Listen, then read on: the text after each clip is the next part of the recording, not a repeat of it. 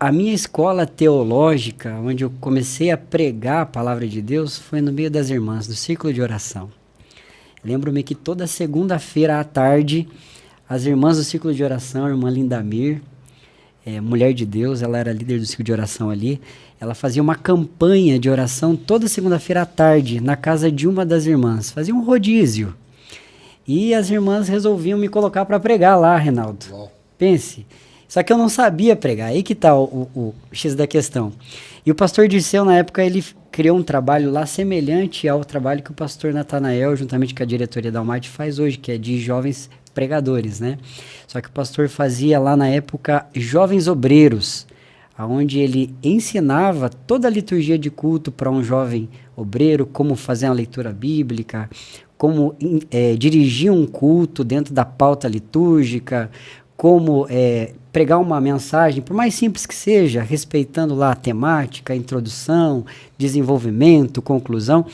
E foi ali que eu fui aprendendo alguma coisinha. E sempre orando com os meninos, orando no monte, orando nas vigílias, buscando a Deus. E eu desejava, pastor Isaías, ardentemente no meu coração, pregar a palavra de Deus. Desejava. Só que eu tinha um problema, eu tinha um agravante. Sempre fui um menino muito tímido, muito envergonhado, Reinaldo. E às vezes, quem vê, às vezes, a gente em cima de um púlpito ministrando, fazendo alguma atividade na igreja, ou em público, seja fora da igreja, às vezes não diz, né? Pô, a personalidade desse irmão, dessa irmã, ele é uma pessoa extrovertida, ele tem a habilidade de falar em público, mas Deus, quando ele escolhe, separa alguém, ele não olha as limitações, mas ele molda aquilo que precisa ser moldado para que ele chegue na estatura de varão perfeito.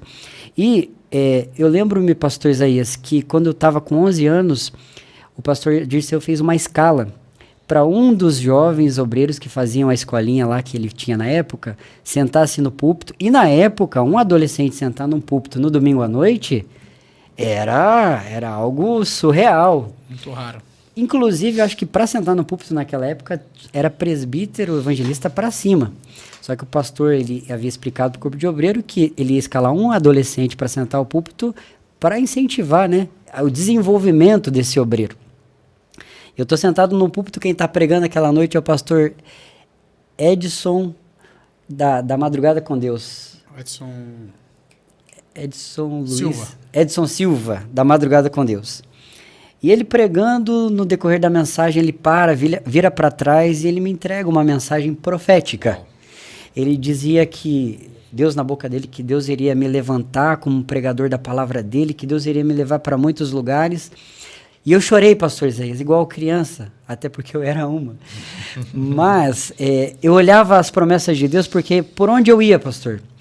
Culto no lar, culto de tipo de oração, culto da tarde, culto da noite. Deus usava alguém dizendo que iria me levantar para pregar a palavra de Deus, Reinaldo.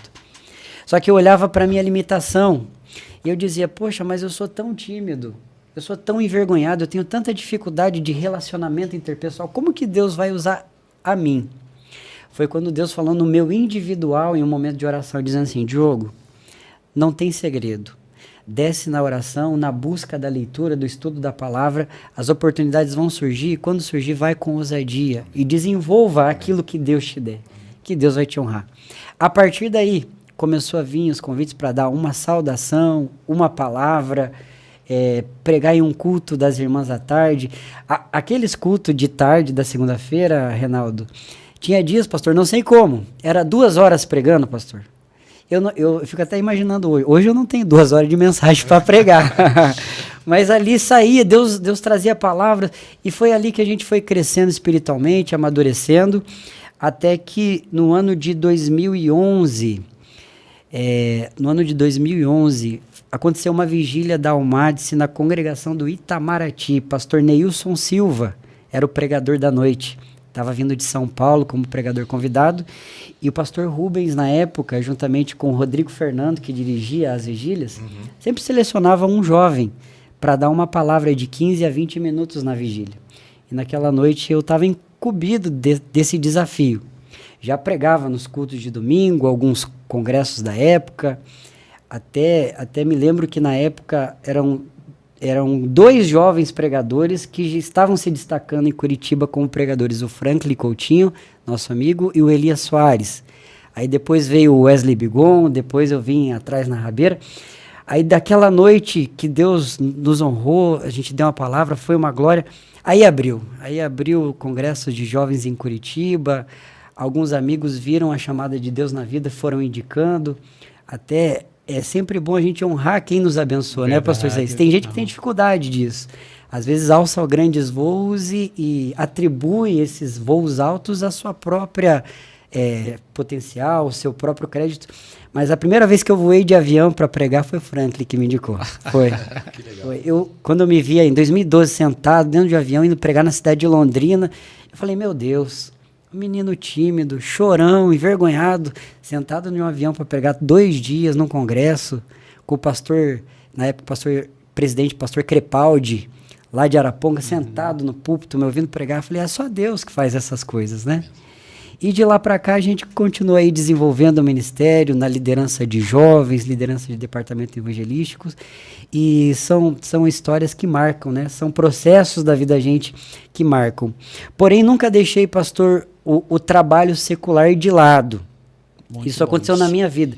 Eu respeito muito, Reinaldo, as pessoas, os jovens que têm chamado de pregar e que Deus chama para integral na obra, né, para o exercício do ministério. Até uma época eu fui convidado, influenciado por um grande pregador a abrir mão do trabalho secular. Ele disse, Diogo, pensa com carinho em quem sabe você abrir mão do seu trabalho, se dedicar na produção, na época de DVDs, escreve suas mensagens, quem sabe surge a oportunidade de você escrever um livro. De repente, o retorno financeiro do teu ministério pode dar mais do que o seu trabalho secular. Mas isso nunca queimou no meu coração, nunca. E desde 2014, hoje a gente atua na área de gestão de carreira profissional de adolescentes e jovens.